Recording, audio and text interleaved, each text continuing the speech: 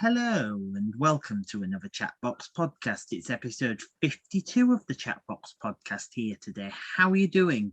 Right, let's crack on. As you know, each week I have a guest to talk about their career or job. So let's crack on with this week's guest. It's broadcaster Ant Sykes. Hello, Ant. Welcome along. Thank you, mate. Thank you. How are you today? I'm all right, buddy. How are you? That's good. I'm fine, thanks. That's good. 5 questions today, if that's okay with you. Let's do it. You ready to rumble in the jungle? I'm ready to rumble in that jungle, mate. Okay, let's go for it. And let's hit the bat out of the baseball quarter. Question 1. Where did you start your broadcast career? Oh, how long have we got? We're going back here over a decade ago. It started on a website called Blog TV. I remember there was this guy, and he would always, I don't know if you remember the site called Blog TV. Effectively, it was just you and a webcam. And this geezer had figured out a way to bring his sound so that his PC audio would come through whoever was watching, and he created this whole radio station out of it. It was incredible. And he asked me to cover his show one day. I was like, yeah, I'll cover this show. And there would just happen to be a radio talent scout in the chat, and he messaged me and he was like, oh, I've opened this station, come join. And that's where it started. That was back in 13 years ago, probably. So that's where it kicked off on Blog TV. Brilliant. That's a brilliant way to start your career. Question 2. Who were your inspirations in broadcasting growing up? I grew up listening to a lot of reels, so it was always Dixie and Gale in the morning as a child. But it was never growing up. I never wanted to be a radio person, so I never really had an idol. It wasn't until I started working radio I looked up to my good friend Milo, Danny Milo, and he wore a lot of my radio personality is based a lot off his. Probably because of the mass amount of tips that he's given me over the years. That naturally is like the second mentor I never had. But it was Milo was one of them, and Chris Moyles being a second. I just think he's a comedy genius. Mr. Moyles. Mr. Moyles, yeah. Who's now on Radio X. He is, yeah, he is. I don't really on Radio X, so that's the thing. I preferred him on BBC One. I got a picture of him on the Instagram. He put Toby Tarrant, you know Toby Tarrant, son of Mr. Tarrant. He put a picture of him and David Guetta together, and they look like twins. Yeah, I can see that. Toby Tarrant, whose dad's called Chris, who was a radio presenter and presented Who Wants to Be a Millionaire. Millionaire, of course he did. And he was on Capital Breakfast for a long while. Yeah. And then Johnny Vaughan took over. Yeah, now he's with Miles in on X. Which I think Johnny Vaughan, I'd have gone for Neil Fox personally as the breakfast show host. It makes sense. It does make sense. But I think Johnny Vaughan has at home with Exo, doesn't he? I'm not in charge. I wasn't in charge of Capital back then, and I respect their choice. It's their own choice, each to their own. But you'd have done it a bit differently. I'd have just got Neil Fox on board because he's got vast. I'd have gone with the experience over youth. Definitely. But I think that's a very typical Capital move to do, innit? It's to get the youth in there because it's a youth demographic station. And if you look at Smooth, you've got the older lot, you know what I mean? So you've got Gary Vincent and then, you know, for the older lot. So I think that's typical Capital move is to go for the younger lot.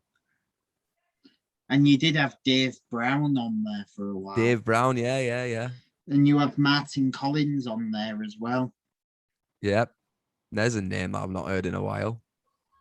What, Martin Collins? Martin Collins, yeah. I was speaking to Martin the other day because I have him on the Facebook. Oh, yeah. Yeah. I was speaking to Neil yesterday and Bruno yesterday. Wow. Rubbing shoulders with the celebrities then. Yeah, I'm a busy person at the moment. Sounds it, mate. Sounds it. And I'm hoping all these podcasts rub off at some point and get me a gig in full-time radio. There will do. There'll be somebody, mate. There'll be I'm somebody hoping to listening. get this show syndicated for different local radio stations, but I'm charging them for it. Yeah, make sure you do £2 a pop. 10 quid. What about my discounts too? Yeah. Yeah. Yeah, I'm going for a few radio stations while keeping my podcast radio show limited to this area. You should. Yeah, sure you should, mate. So you should. Because that's already part of the whole Kingston radio brand, you see, and you know. Right. Yeah, so it makes sense just to keep that local. Yeah, but the others can go syndicated because I'm not really fussed. Fair enough. Yeah, and it's my own brand, and I just want to make a name for myself as well as keeping myself local. You do right, mate. Yep. Yeah, and also you talk about lots of legends as well, as you say. Did you ever go inside the Pulse One studio when Danny Milo was there? Yes. I've got a picture. He invited me one time to go sit in on the show and watch him do it live, which was just incredible to watch him work. And we had the biggest. I remember it. I was made a cup of coffee and I walked in right as they were talking on the mic. I was like, "Danny, your brew's ready," and he was there like, "Shh." And I got a good griefing off him after for that. But yeah, I've been a couple of times whilst he's been on there. He's based out in Castleford, I think. He is, yeah. That's where his hometown is. He's got in Milo Radio. The studio is built in his back bedroom in the middle of Castleford. He's got a lovely house. He keeps his awards in his downstairs toilet. And yeah, as you say, Jim Coulson's based out in West Yorkshire. He is, mate. He is. Yeah, because I know kids going mental. I know Jim because he's a good lad. Yeah, he's a good lad, Jim. Yeah, it don't matter about the background. It's all right. He's just going dingy, mate. Yeah, it's fine. It's fine. Yeah, as you say, Jim's a good lad, and I've spoken to Jim already before, and he did it from his kitchen table. What, Jim Coulson did? Yeah, and Milo Is that when he Rosie started out? No, he did it from his kit. No, he did the interview that we did from his kitchen table. Oh, right. I thought you meant he started his career from his kitchen. I'm going to say that would be like most people started from the kitchen table with I mean, he did his interview from the kitchen table. Milo and Rosie did theirs a bit more upmarket. They did, let me guess, in the studio. In the Pulse One studio back in Bradford, just before they moved. Makes sense, doesn't it? And they just sat down on chairs in Pulse One studio. I don't blame them. And chatted to me like me and you are chatting now. Yeah, the race out the pair of them through the race. Yeah. Stephanie S, a good mentor. I tell you what, I'd love her to be my mentor. I'd pay good money for that. Yeah, I've got one of Stephanie S' good friends as my mentor. Have you? Yeah, a person who worked with her at Viking. Who's that? A guy called Pete Tyler, who I know is an old-fashioned rocker. Yeah. Yeah, and he's now the breakfast show host at Hull Kingston Radio, and he helped me through my training, you see, into getting into professional radio. Oh, it's incredible. That is incredible. Yeah. He's a legend as well, and I'm hoping to get him on board sometime, and my gaffer Pete Mills as well, who has helped me. I'm sure you'll grab him, mate. Yeah, I'm getting my gaffer. We're doing it from the studio. Oh, yeah. It's going to be the first interview I've done outside this proximity for a while. Is that because of the lockdown, I assume? Yeah, but I pretended I drove, so like right now I'm pretending I'm in Bradford. That's brilliant. So I'm pretending me and you are in the same room, but technically we're not. Well, we can be. People don't need to know. People don't know that, yeah. And Steve Jordan did his from his BBC Radio Derby studio. Did they? Yeah. What, You just pretended you were in the same room. Yeah, I pretended I was in a BBC studio. Oh, well, nobody's going to know, are they? They're not going to know any different. Yeah. That's And it, it was mate. good, that one, yeah. And yeah, question 3. What is your favourite part about the job? Breaking the rules. I love doing that. Yeah, that's probably the best bit. And just the freedom to be able to just speak with so many people. You don't know who the text line goes off, and you don't know. Every day is different. You don't know what you're going to be speaking about. And oftentimes, like you'll have a show plan, and half an hour in, for me at least, it's gone out the window because you've completely just disregarded it, because you don't know, you know what I'm saying? You get people that are texting in and you bounce off them and you kind of create a show off that, and it just it's the most unscripted moments are the best radio moments, I think. And that is the best part of the job, hands down, the people you speak to and breaking the rules. Yeah. Yeah, you just break the rules, yeah. That's exactly what we do, mate. We make them, we learn them, and then we break them. Does Danny Milo break the rules? All the time.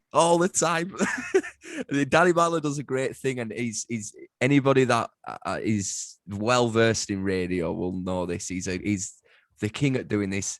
He will say something on air that is almost to the edge of being Ofcom breached, and then he'll bring it back at the last minute. So he's almost, now to the regular person listening, that's funny, but to a program director, they'll be like, quick, get him off airgate. But that's just Danny Milo. He knows how far to go before he can get in a lot of trouble, and he'll take it to the very edge and then bring it back. He's a genius for doing that, and I love that he does it. Have you ever seen him with his co-presenter Rosie Madison at work? Yeah, I when I sat in the studio and watched him present his live show for the whole of West Yorkshire shoot, she were there.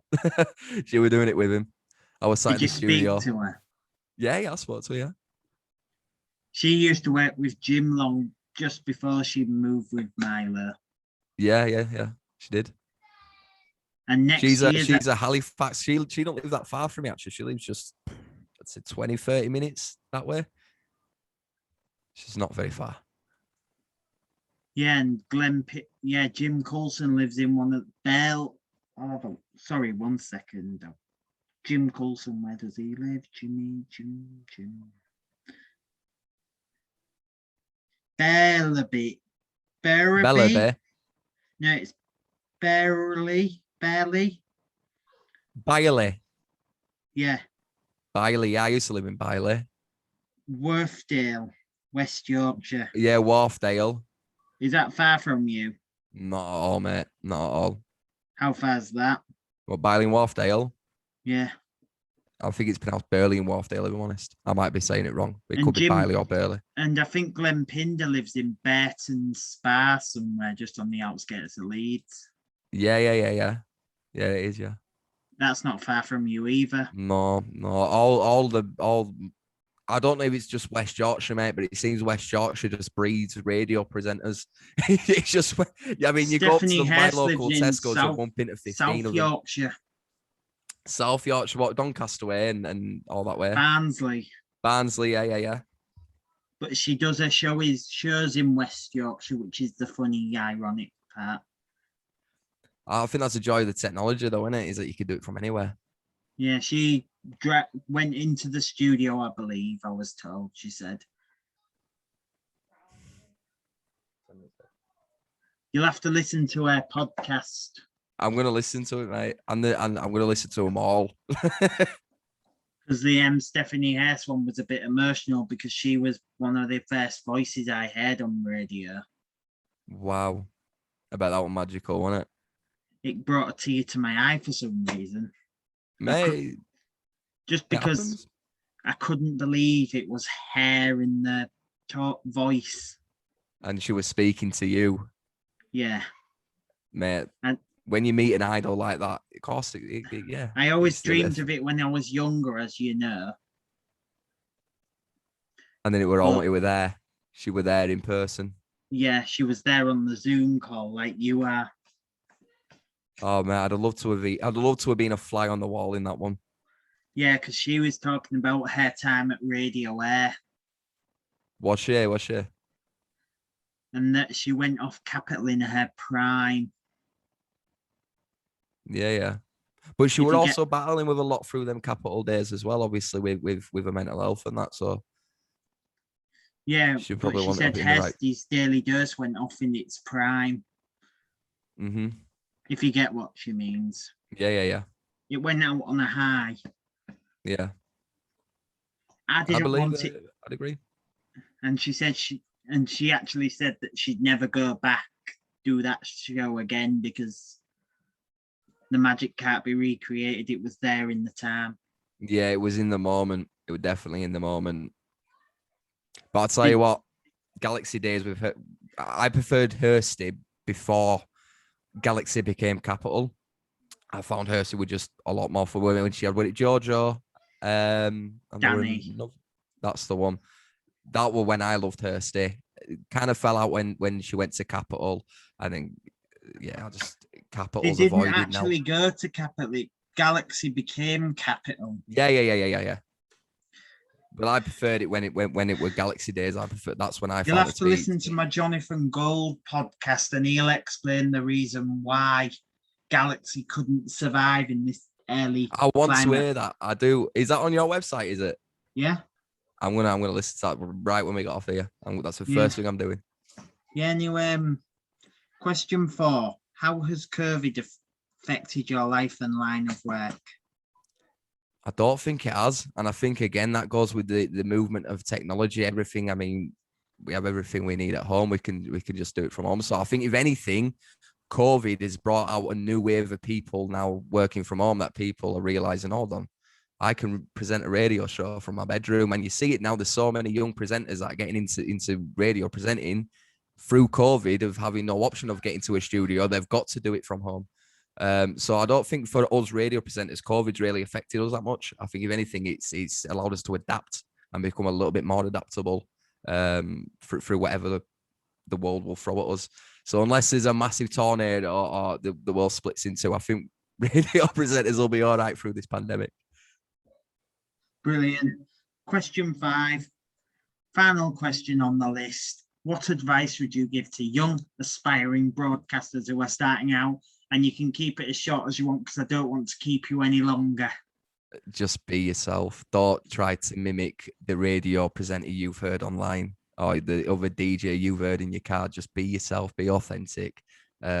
Because it comes across on radio if you're trying to be fake or you're saying something, the listeners will pick up on it. Just be you, open that mic and just be you, and you'll find yourself getting somewhere. Just be you and be true to who you are, and don't mimic somebody, and don't try to be me because there's only one of me. There's a geezer, I'm not lying, Ben, who copies word for word my links, and it's very annoying. So if you're out listening out there, you know who you are.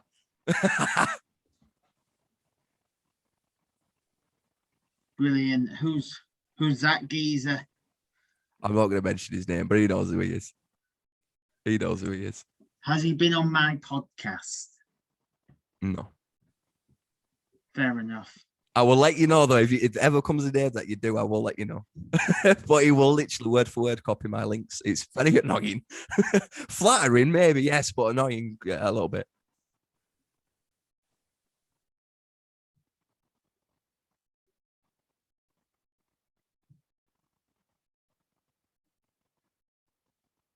Yeah, that's brilliant.